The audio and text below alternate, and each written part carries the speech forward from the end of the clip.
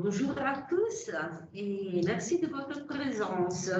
On va se promener ensemble dans l'ancienne ville de Pompéi, la ville ensevelie par le Vésuve en 79 après Jésus-Christ. Le thème de cette conférence concerne la polyvalence dionysiaque. En fait, Dionysos est une divinité très complexe.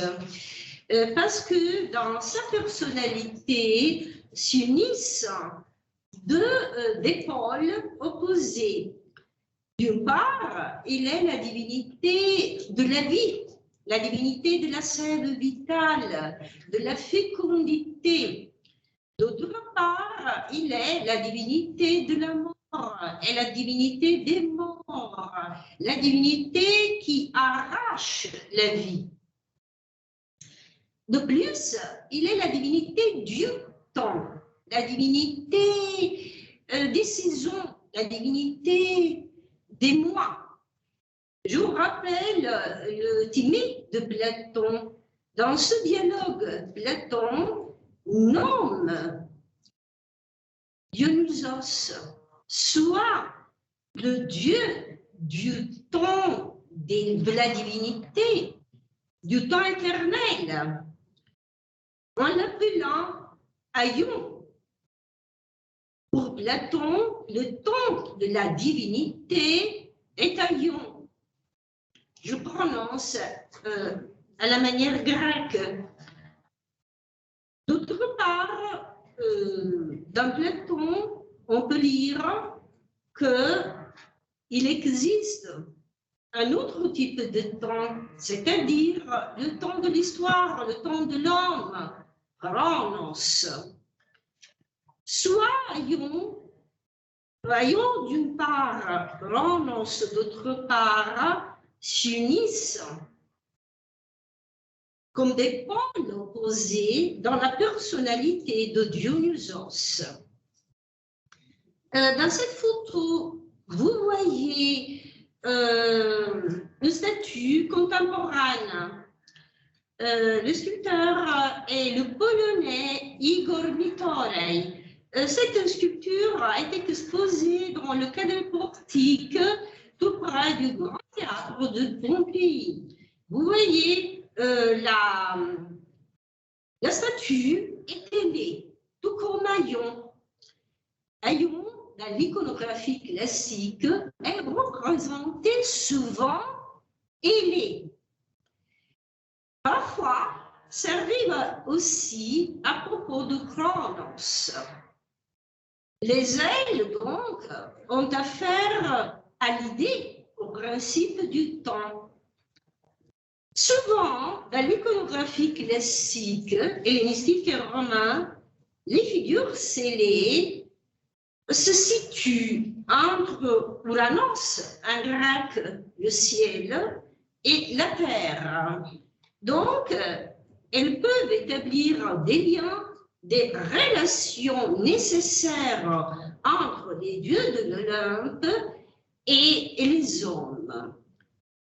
Dionysos a affaire étroitement avec ces divinités ailées. Vous voyez dans cette photo que le torse, le buste de la divinité est brisé et que la tête est tombée par terre.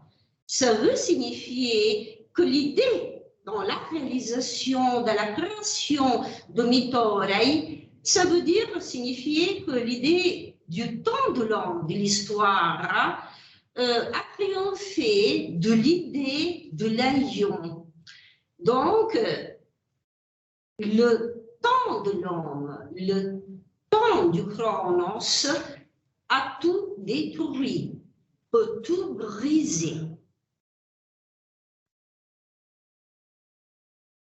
Ce sont les mêmes statues, les statues précédentes, mais la perspective est différente. Il y a une autre statue tout près de la première statue, et encore un autre. Ici, on est toujours dans le cas des portiques de Pompéi, tout près du Grand Théâtre. Vous voyez sur le sommet des murs, des autres figures ailées qui s'inspirent toujours du même principe du temps, tel que le montre l'explique Platon dans le Timée. Ici, l'on continue notre promenade à travers l'ancienne ville de Pompie. On se trouve ici dans la zone sud de la ville, la zone des vignobles. Vous voyez au premier plan, vous voyez des vignobles. Les vignobles sont consacrés, sont dédiés à Dionysos, qui était très aimé, très chéri par les Pompéiens. Vous voyez encore un réplan, un olivier, et puis des pins maritimes et des cyprès. Je vous rappelle que le pin est un arbre dédié, consacré à Dionysos, tout comme les vignobles, tout comme les figuiers. Le cyprès n'est pas un arbre dédié, consacré à Dionysos, mais de toute façon, il a affaire quand même à Dionysos, parce qu'il y a un olivier ici, un arbre très important dans l'histoire de la Méditerranée, le peuple est un symbole de notre histoire à partir de la proto-histoire jusqu'à nos jours. Je reviens au cyprès. Vous voyez ici la nécropole de Porta Nocera à Pompéi. On est toujours dans la zone sud de la ville. Donc, je reviens sur les cyprès. Le cyprès, je vous disais, n'est pas un arbre dédié, consacré à Dionysos. De toute façon, il évoque Dionysos quand même, parce que ses racines s'enfoncent profondément dans le terrain, en arrivant jusqu'aux enfers, c'est-à-dire le royaume d'Hadès, le royaume des morts. Donc, je vous rappelle que Dionysos d'une part, est le dieu de la vie, d'autre part, est le dieu de la mort, des enfers.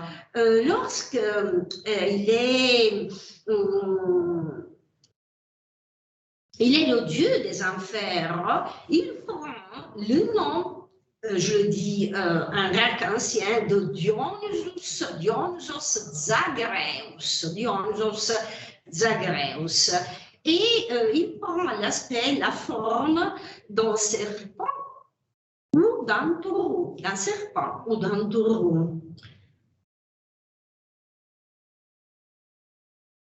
Ici, des autres cyprès. Ces cyprès-là sont typiques de la végétation de Pompéi. Et je les aime, je les chéris beaucoup. Et parfois, je les ai dessinés, je les ai peints.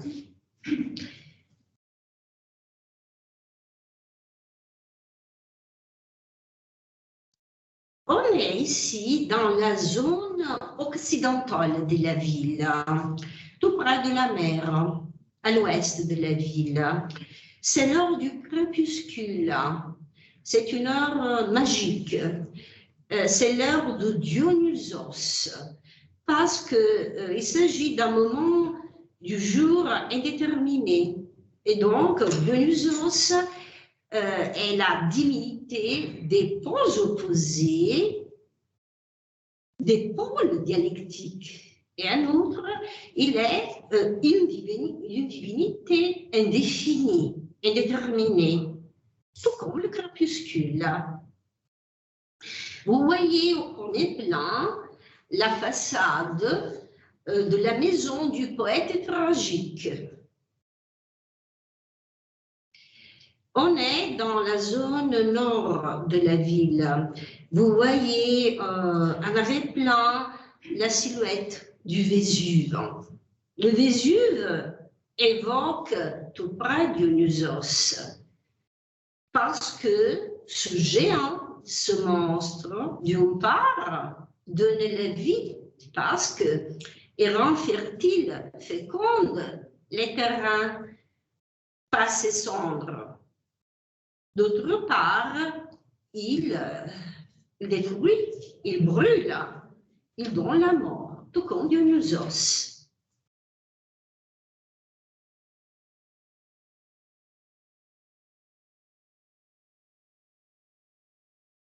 On revient aux figures scellées en bronze de l'artiste contemporain Igor Mitorei. Donc, à partir de cette statue, l'homme continue notre promenade pour rencontrer des autres figures scellées qui, de toute façon, dans ce cas, concernent l'Antiquité classique.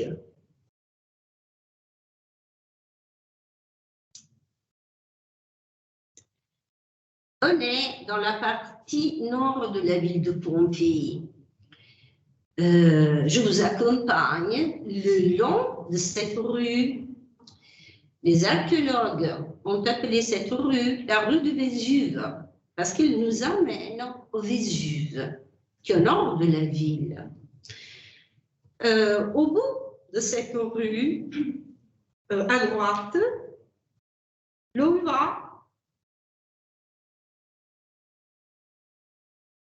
arrive à la maison des épigrammes grecs. Je vous fais remarquer la façade en bloc de calcaire. Le calcaire est une pierre très employée dans les bâtiments de Pompéi. C'est un calcaire qui vient de la vallée du fleuve Sarnus en latin. Et Pompéi se situe à l'embouchure du Sarnus. On va franchir le seuil et l'on va entrer dans la maison.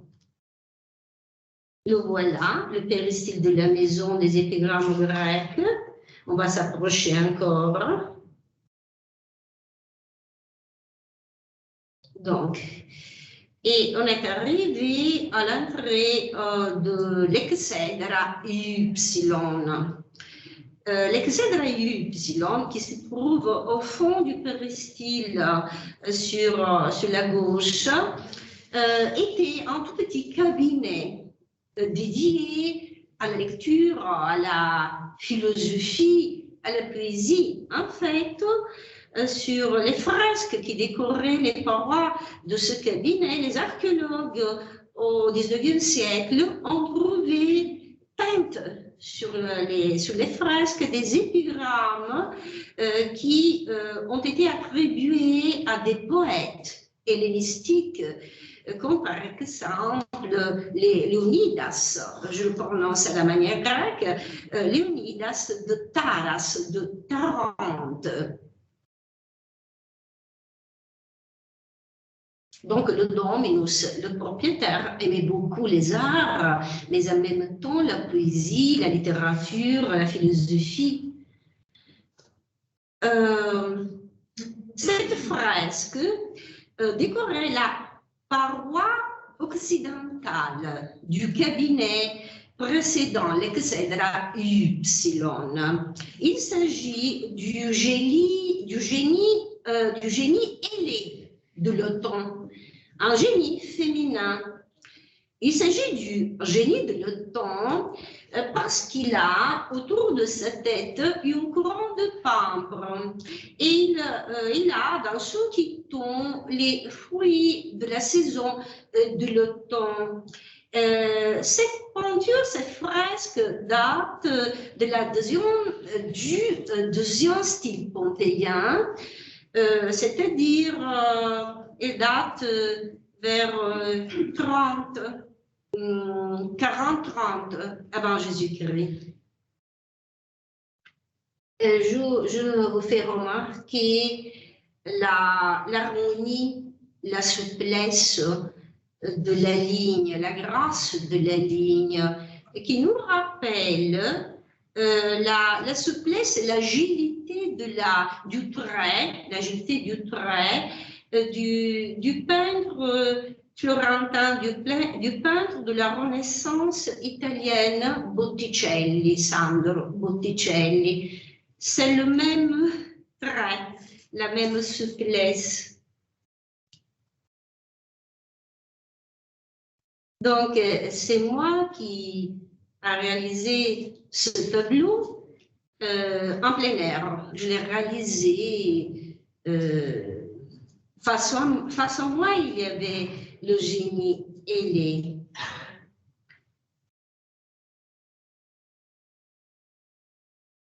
Encore un détail du même génie. Je crois qu'il s'agit d'une fresque merveilleuse. Je l'aime beaucoup.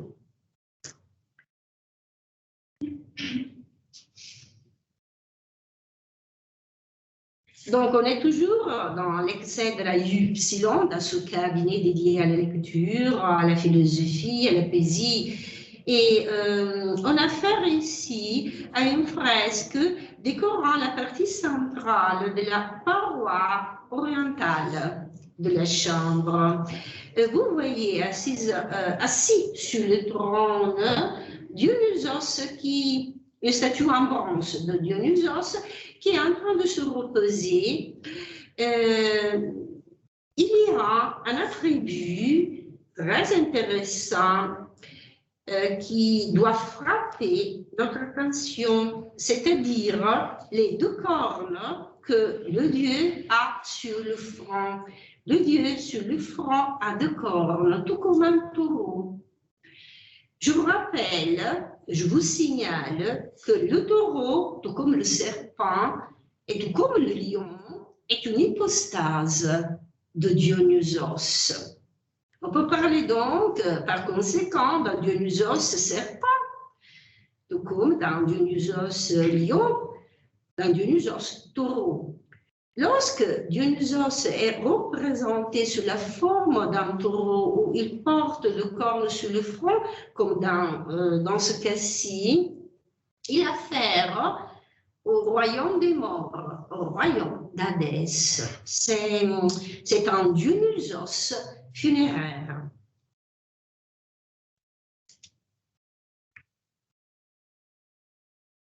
On a quitté la maison des épigrammes grecques et maintenant on a affaire à une fresque représentant un enfant. C'est vraiment tendre. Cette fresque ici, je l'aime beaucoup. C'était la fille du propriétaire du Dominus, c'est le portrait de la fille du Dominus, du propriétaire de la maison du bracelet d'or à Pompéi, située dans l'insula occidentalis de Pompéi, c'est-à-dire dans la partie, dans la zone ouest de la ville. Cet enfant a affaire à Dionysos, la divinité qui protège les morts, qui donne l'immortalité.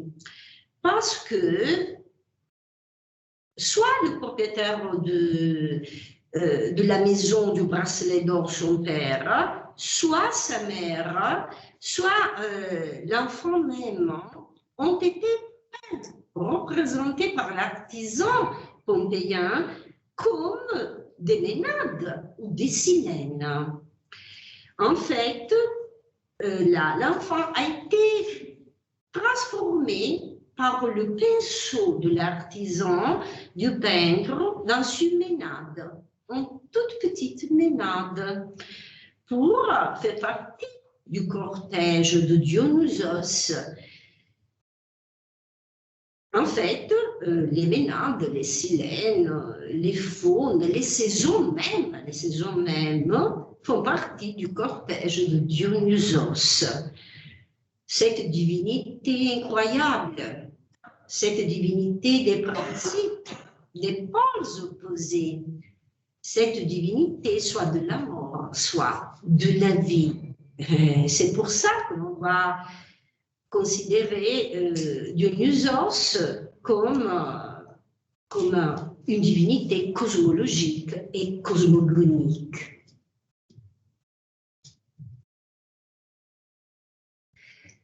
Alors, vous voyez ici mon interprétation du même tableau que vous avez déjà vu, l'enfant du propriétaire de la maison du bracelet d'or.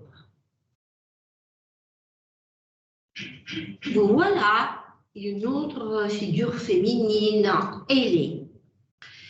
C'est un détail de la grande fresque décorant les parois de l'écus de la grande salle 5, écus 5, de la villa des mystères à Pompéi. C'est une fresque de deuxième style datant vers la moitié du 1er siècle avant Jésus-Christ. Il s'agit d'une espèce de lasse de démon étrusque.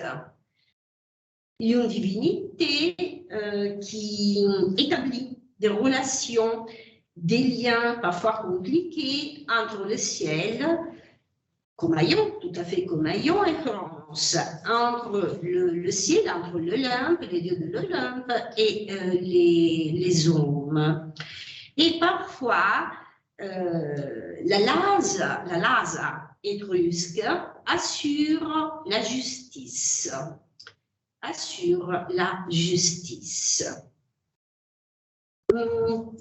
Tout comme Némésis.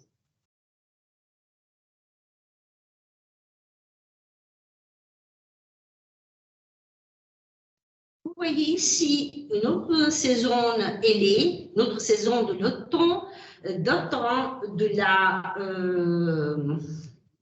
moitié du 1er siècle avant Jésus-Christ, vers 40 avant Jésus-Christ.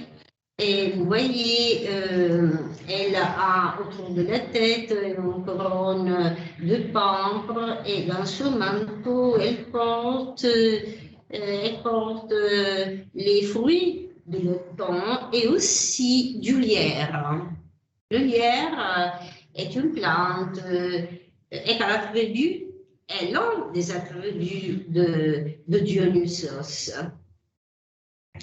Et cette saison de l'automne vient de l'insula occidentalis, du quartier de Pompéi qui se situe dans l'insula occidentalis. Et peut-être, il vient, on ne sait pas, on n'est pas sûr, de la maison de Marcus Fabius Rufus, une maison vraiment extraordinaire, vraiment extraordinaire. Je la connais très bien, extraordinaire.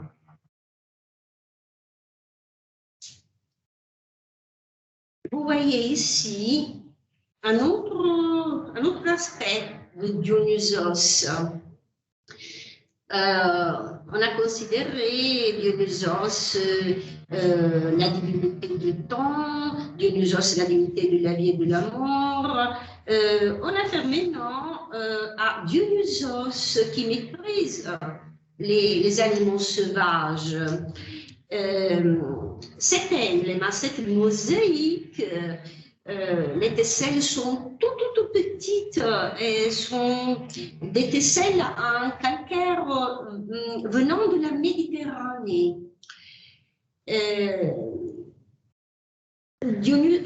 Cet emblème vient de la maison du Faune à Pompéi et il était exposé au musée archéologique national de Naples. Cet emblème date du début du 1er siècle avant Jésus-Christ. Vous pouvez admirer Dionysos Puto, enfant ailé, chevauchant un tigre. Dionysos ici, pourvu d'elle, est tout à fait comparable à la Portenia Féron, c'est-à-dire l'ancienne déesse de la Méditerranée qui triomphait, qui domptait les animaux sauvage.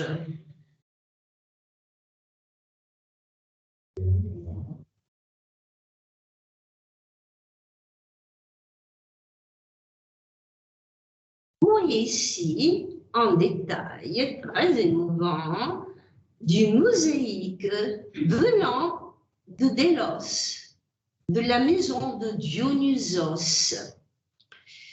Elle date du IIe siècle avant Jésus-Christ. Vous voyez, vous devez remarquer que Dionysos était encore une fois, les pourvus d'ailes. Vous voyez ses ailes, les ailes derrière son dos. Il est frappant Dionysos à raison de son regard. Il a un regard touchant, pathétique. Vous voyez ici Dionysos Puto, dépourvu d'ailes, cheveux chants, un félin. Il s'agit d'une fresque venant de la zone vésuvienne et c'est une fresque du IVe siècle, style, et datant vers 50 après Jésus-Christ.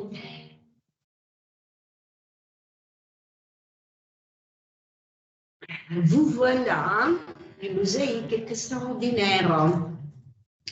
C'est le grand emblème circulaire venant du triclinium, de la salle à manger de la maison du Sampora Pompii. Au centre, vous voyez un lion qui est dompté, qui est ligoté par des amours. Au centre de la composition, au premier plan, vous voyez à droite et à gauche de Ménade et au centre des amours qui portent des offrandes à Dionysos. En fait, Dionysos, vous le voyez en arrière-plan, derrière au lion, il y a en fait une statue en bronze de Dionysos. Le lion, comme je vous disais, est une hypostase de Dionysos, dont la présence est assurée par la statue en bronze qui est juste derrière le dos du lion ligoté par les amours. Cet emblème a une signification allégorique. Parce qu'elle a affaire à la poésie hellénistique. La poésie hellénistique, elle aime beaucoup cette allégorie, c'est-à-dire une allégorie selon laquelle l'amour seulement peut triompher de la force brute. Donc, l'amour, dans ce cas-ci, représenté par les amours Érotes en grec, et la force brute, c'est représenté par le lion, ligoté, étourdi, ligoté par les amours.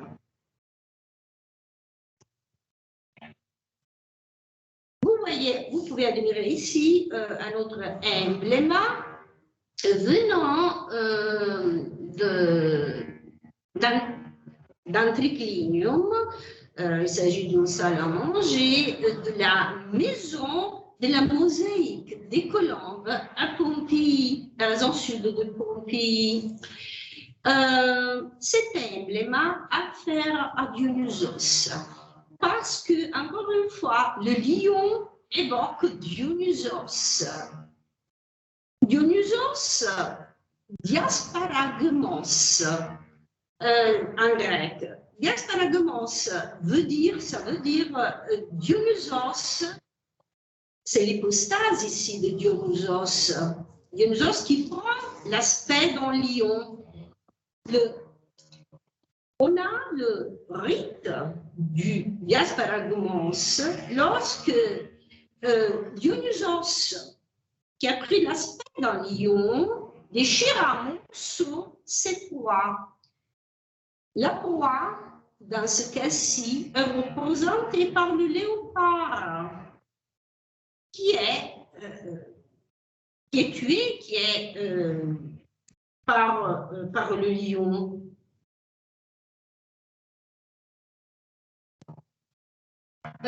Il s'agit d'une mosaïque de géant style datant vers la moitié du 1er siècle avant Jésus-Christ.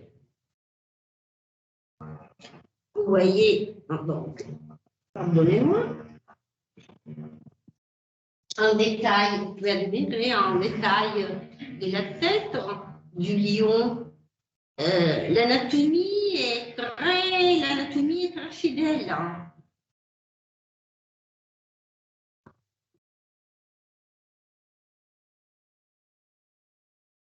Je présente maintenant un autre aspect de Dionysos. Encore, on a parlé de lion, de taureau, de serpent, les hypostases de Dionysos. On a parlé de Silène, de saison, de Ménade, de figures scellées. Donc, il y a aussi les centaures qui font partie du cortège de Bacchus, de Dionysos. Et c'est moi qui a réalisé ce dessin. J'ai employé du fusain et je me suis inspirée d'un détail appartenant à une fresque venant de la maison de Jason à Pompéi. Il s'agit d'une fresque du IIIe style. Les centaures sont tout près de la personnalité de Dionysos parce qu'ils sont à moitié sauvages et à moitié ils sont des vertus, des vices qui sont tout à fait semblables, comparables aux vices et aux vertus des hommes. Je vous signale le centaure Chiron à propos de ses vertus extraordinaires. Chiron, le maître d'Achille, par exemple.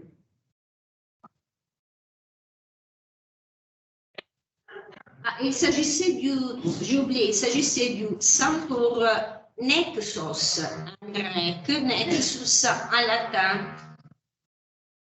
Vous voyez ici une autre interprétation. C'est moi qui ai réalisé ce dessin encore une fois. J'ai employé de la sanguine. Il s'agit encore une fois du centaure Nexos, mais cette fois, je me suis inspirée dans le détail appartenait à une fresque toujours du IIIe style venant de la maison du centaure.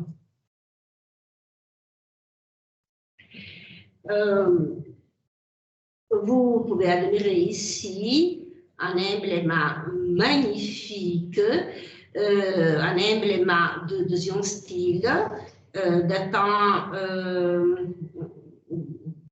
de la moitié du 1er siècle avant Jésus-Christ. Cet emblème vient de l'un des triclinies à salle à manger de la maison de la mosaïque des Colombes. Vous voyez au centre un bassin en bronze et des colombes, Columba livia, l'on dit en latin Columba livia. Donc des colombes qui sont en train de s'approcher du bassin pour boire ou vont découvrir des grains, quelque chose sur la base. Et les colombes se prennent ce sujet à affaire à Dionysos parce qu'il vient de la même maison qu'on a considérée avant La maison, je vous ai montré l'emblème avec la lutte entre félin, le lion et le léopard. Donc, cet emblème vient de la même maison, mais d'une autre salle à manger, d'un autre triclinium. Les deux mosaïques présentent évidemment des liens, des relations évidentes d'un point de vue chronologique, iconographique, parce que la lutte entre félins évoque Dionysos, tandis que les colombes évoquent Aphrodite. Aphrodite en grec, Aphrodite. En fait, la colombe est l'attribut par excellence d'Aphrodite. Souvent, Aphrodite est étroitement liée à Dionysos parce qu'elle est sa parèdre. En fait, Aphrodite est, tout comme Dionysos, la déesse de la végétation, de la fécondité, de la fertilité, de la sève vitale.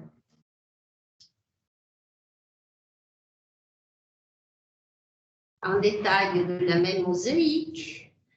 Peut-être que l'artisan pompéien, en réalisant cet emblème, peut-être qu'il s'est inspiré de la célèbre mosaïque de Sosos de Pergame, un artiste datant du IIe siècle avant Jésus-Christ.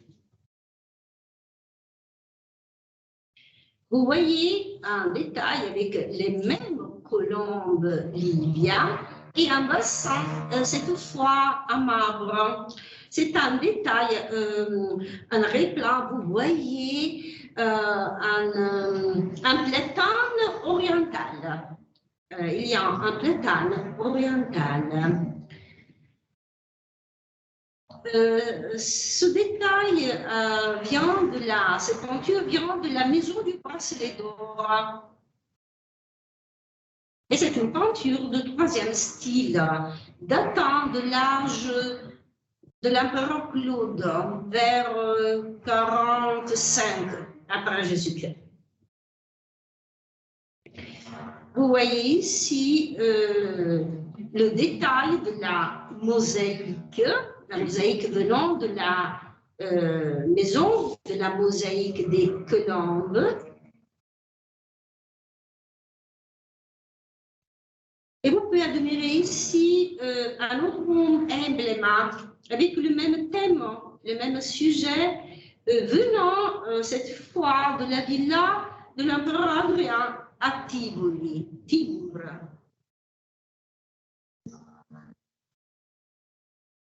On revient à Aphrodite. Aphrodite, c'est l'Aphrodite pudique du Musée archéologique national de Naples. C'est une copie romaine d'un original grec datant du 3e, 10e siècle avant Jésus-Christ.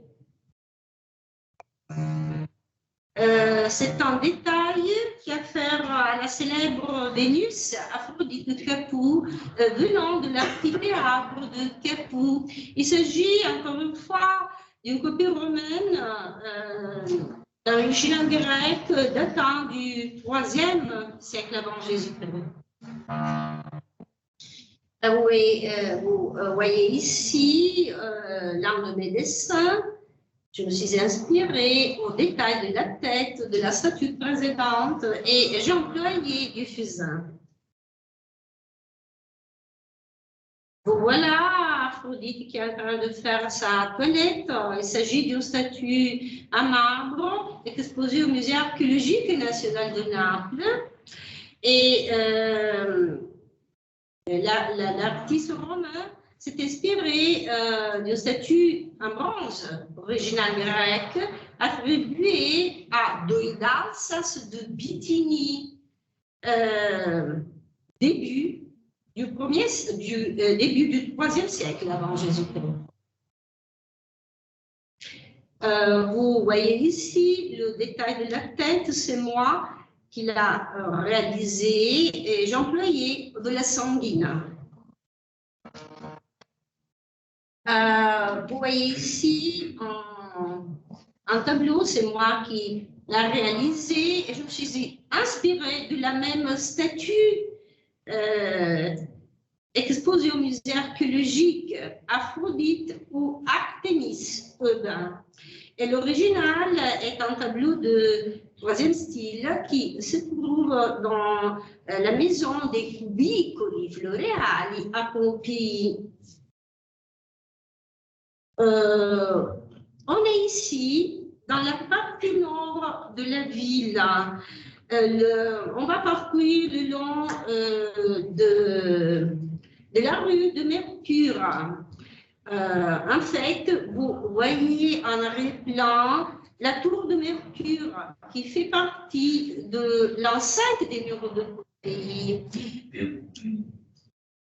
Au fond de cette rue, la rue de Mercure, à gauche, il y a la maison d'Apollon.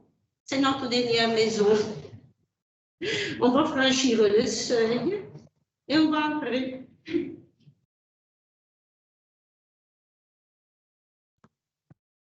On est dans le péristyle de la maison d'Apollon à Pompéi. Donc, vous voyez en arrière-plan à gauche le cubiculum, la chambre à coucher 25. Chers étudiants et membres du personnel, nous vous rappelons que les règles sanitaires sont toujours d'application dans l'ensemble des bâtiments de l'université, y compris dans les bibliothèques. Nous vous demandons donc de respecter la distanciation sociale et de garder votre masque en permanence sur votre bouche et votre nez. Veillez également à ne pas déplacer le mobilier. Merci et bon travail. Désolé. Ça fait un de tout. Donc, on va s'approcher du cubiculum 25 de la maison d'Apollon. On va entrer dans le cubiculum. On est entré. Cette fresque qui date du règne de Néron, de l'âge néronien, et elle date vers 60 après Jésus-Christ. Donc, cette fresque décore la paroi occidentale de cette chambre-là. Il s'agit d'un concours de beauté entre trois divinités de la lumière. La divinité féminine assise à droite est Aphrodite.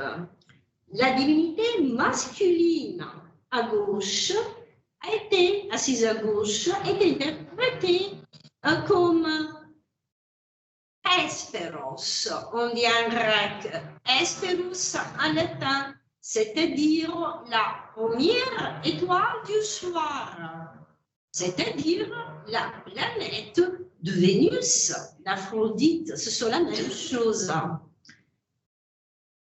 Ce sont des divinités de la lumière, vous le voyez, c'est évident, parce que chacune a autour de sa tête un nimbus, on dit en latin, une auréole. La divinité assise sur le trône de cendre, c'est la divinité la plus importante, c'est-à-dire celle qui agit comme arbitre.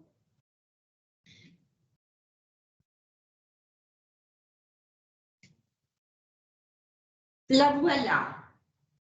Donc, cette divinité a été interprétée parfois comme Apollon. Apollon Phoebos. Homère dit le nom Apollon Phoebos. Apollon, la divinité du soleil. Donc, et dans ce cas-ci, on a interprété l'attribut que le Dieu a dans sa main droite comme un sceptre. Tandis que des autres chercheurs ont interprété ce même attribut autrement.